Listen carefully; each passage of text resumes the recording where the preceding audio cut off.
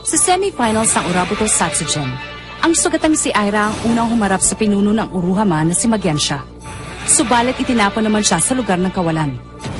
Dahil sa nangyari kay Aira, naging desidido si Max upang talunin si Magensha. Lingit sa kaalam ng lahat, ang tunay na Magensha ay nasa labas na ng arena upang muling bihagin si Ana Yanagi.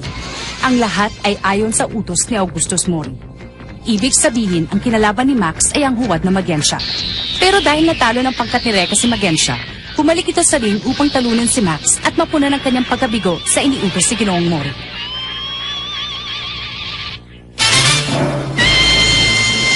Pagtakas mula sa lugar ng kawalan, laban sa iba't ibang dimensyon. Wala akong balak na paglaruan ka pa. May matibay na akong dahilan para tapusin ang lamang ito. Baka akala mo ikaw lang. Wala rin akong plano magpatalo.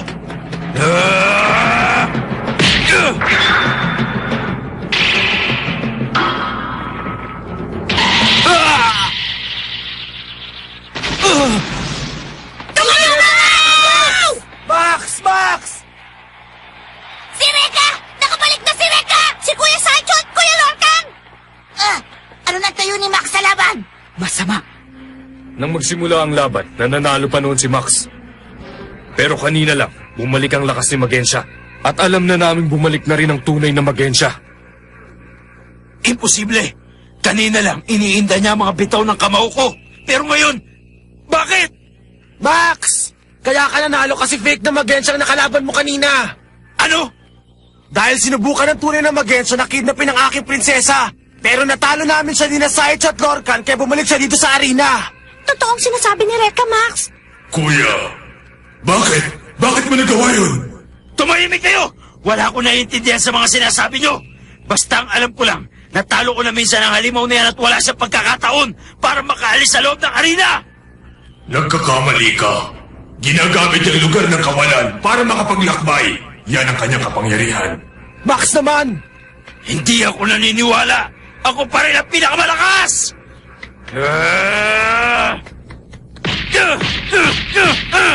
Inaaksaya mo lang ang aking oras at pasensya.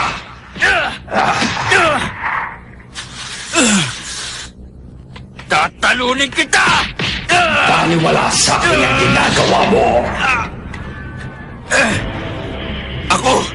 Ako ang pinakamalakas! Lumalakas ang kanyang mga tira sa akin. Kakaiba ang kanyang kapangyarihan.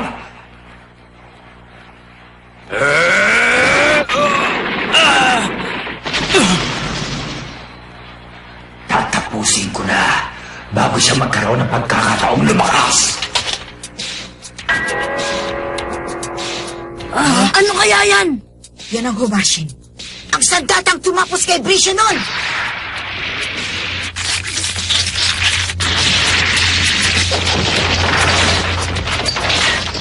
Delikado.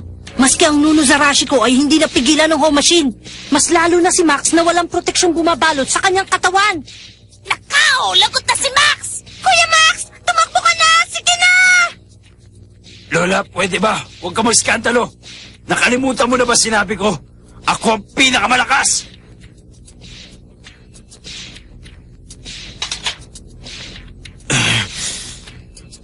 Alam kong mas malakas ako sa kanya. Dahil kung hindi, Tapos ka na!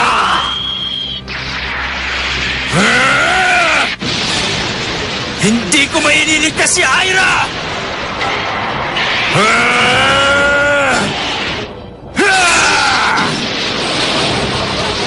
Ano? Nagawa ni Max na sanggay ng Humashin?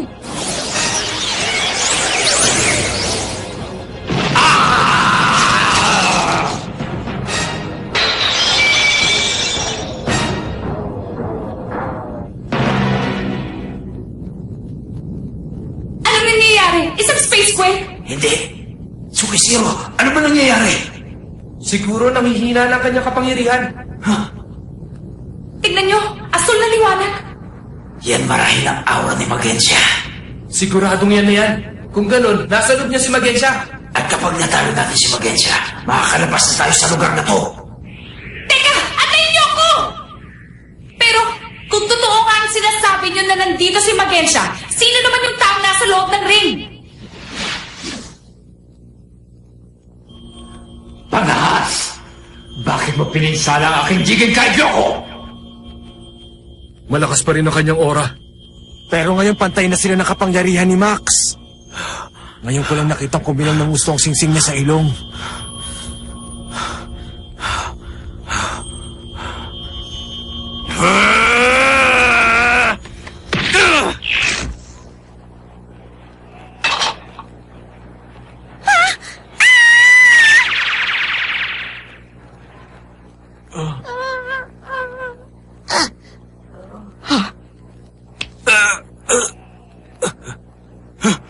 Wala siyang ulo!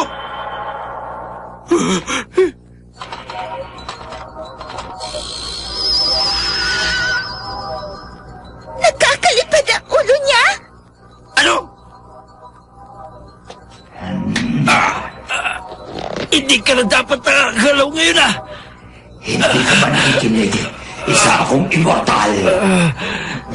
Imposible! Sigurado nagtatago ka lang dyan sa ilalim ng saya mo!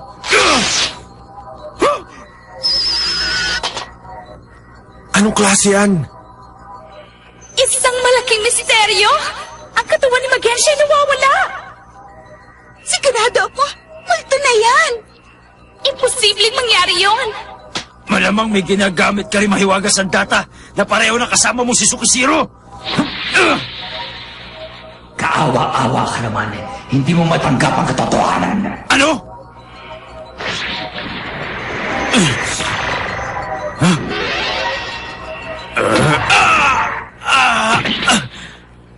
Ano ka ba?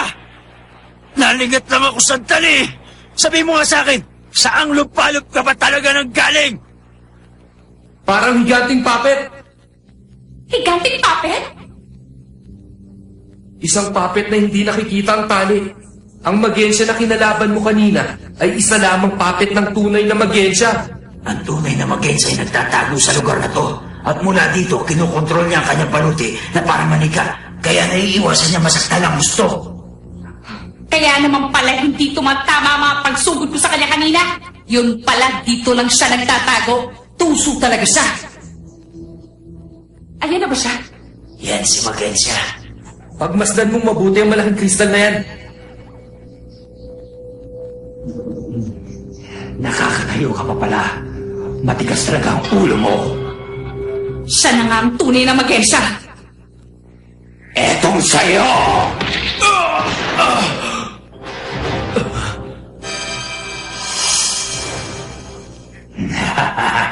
Takot ka na ba?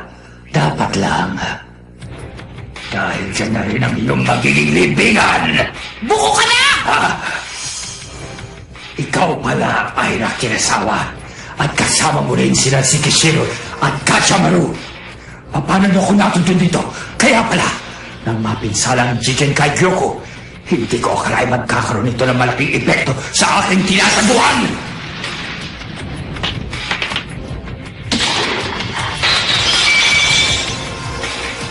Matanda ka na, pero naglalaro ka pa rin ng manika. Ito ang tamang panahon para magretiro ka na!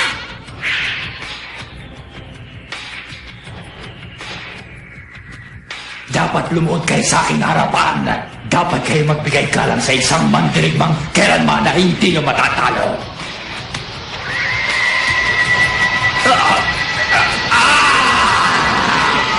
Ano yan?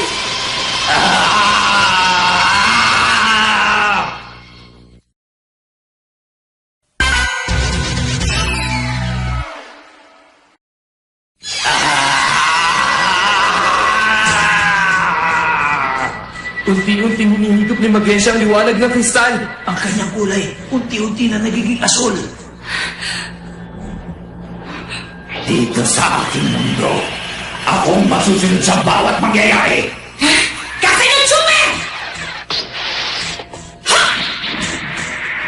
Pangas!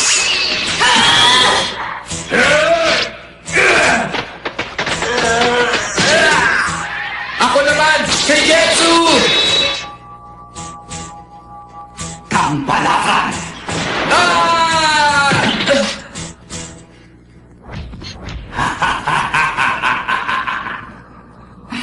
Bakit tigas ng ulo ninyo. Sabi nang wala pa makatatalo sa akin. Tulad nyo, hindi rin siya mananalo. Max! Hayaan niyo munang tapusin ko ang gorilla yan. Magdedelikado si Max kapag tinamaan siya ng humasin! Ngayon na!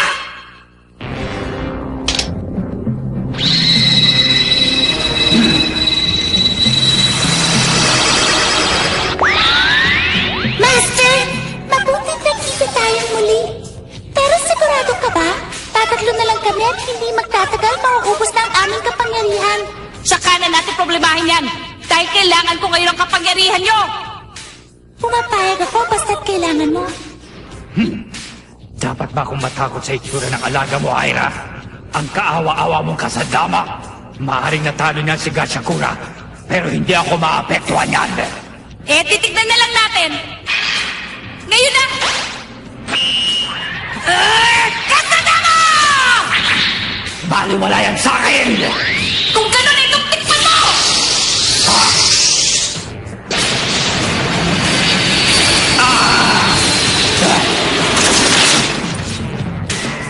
Hindi pwede mangyari ito! Ang aking kristal!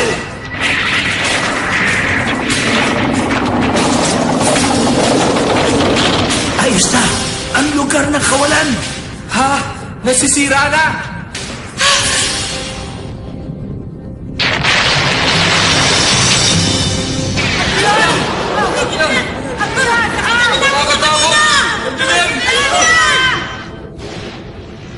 Anong nangyayari? Ang boses na yun!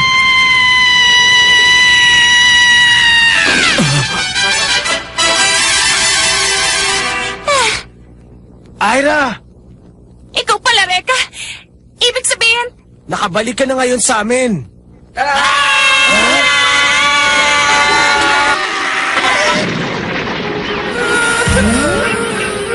Kasama mo pala sina Tsukishiro at Kashamaru.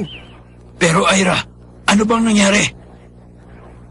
mabuti na lang at nalagyan mo ng lamat ang Jigen kay Gyoko ni Magensha. Dahil kung hindi, hindi namin matutuntun kung saan nagtatago ang tunay na Magensha. Ano sabi mo? Tunay na Magensya? Ang kinakalaban mo kanina ay ang puppet lang ng tunay na Magensya. Ano? Asar, hindi lang pala tuso ang hambog na yun, kundi duwag din pala.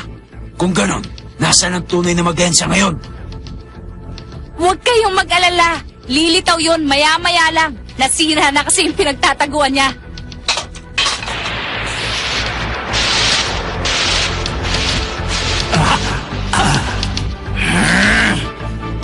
Wait, isa na. Ikaw pala yun! Sandali.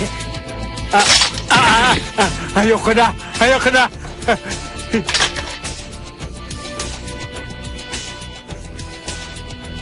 Hindi ako patatalo sa'yo! Ilag, Max! Malaki ang hirap ni Aira para madala sa akin ang tunay na kalaban! Hindi ko sasayangin ang pagod niya!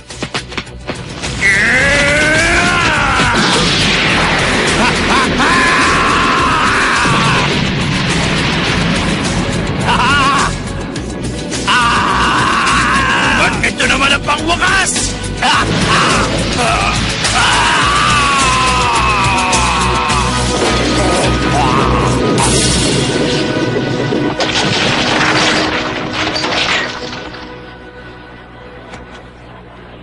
Ano ka ngayon? Siguro naman hindi na siya makakabangon, ano? Salamat naman.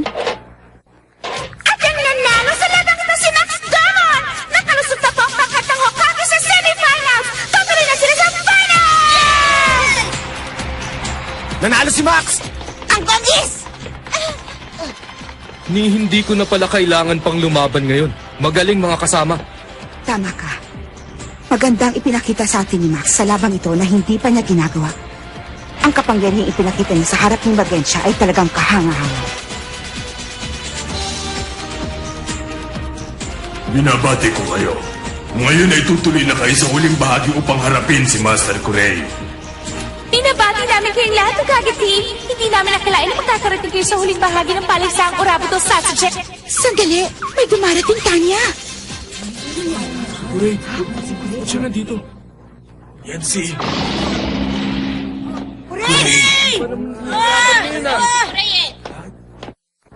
Isa na naman pong kalog sa semifinals ang umakit ngayon sa ring. Ito'y walang iba kundi si Kuray mula sa Uruha, Kurenai.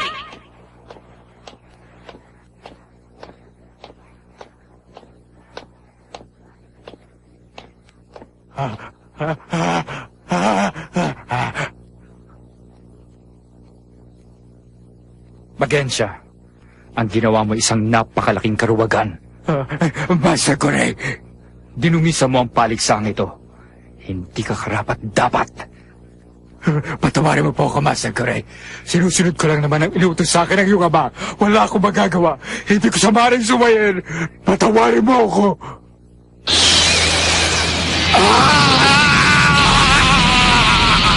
Kuya!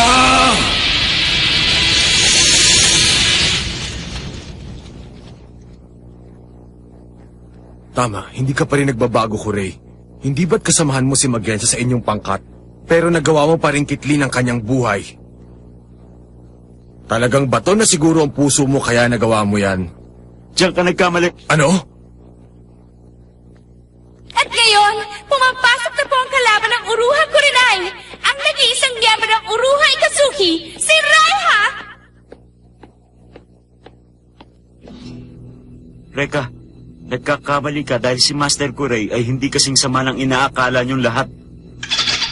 Para sa iba, malupit siya. Subalit sinusunod lang niya ang batas ng Uruha. Masisisi mo ba kung ipatupad niya ang batas nito? Bata pa siya na mamulat sa lagim ng digmaan.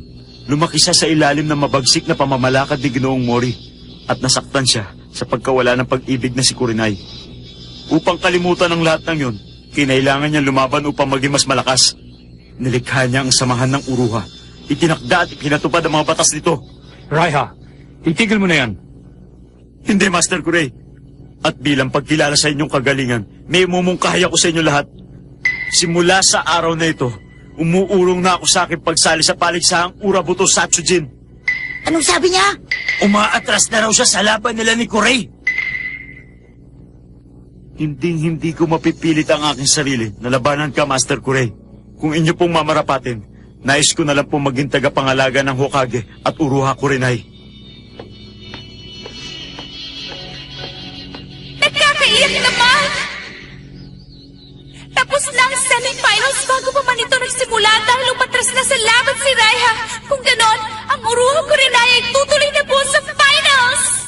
Bukas, ang huling laban ay magaganap sa pagitan ng Uruha Kurenai at Hokage. Sa wakas, sisimulan na ang kanilang pagtutuos.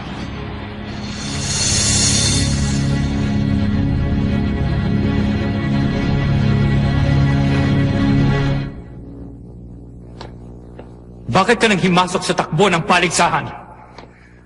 Ang ginawa mo ay hindi naayon sa aking mga balak. Bakit? Masisisi mo ba ako kung hindi na ako nasisiyahan sa mga nangyayari? Bakit mo hinayaang makarating sa huling bahagi ang pangkat ng Hokage? Walang nakakaalam kung ano ang tiyak na mangyayari at maaari pa kayong matalo bukas sa laban.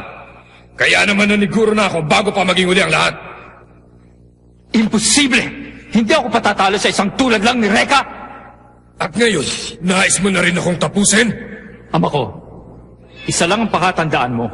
Kapag dumating sa aking kaalaman na nang himasok ka pa sa laban namin na magaganap bukas, walang sino man o bagay na makapagliligtas sa'yo. Tandaan mong mabuti yan.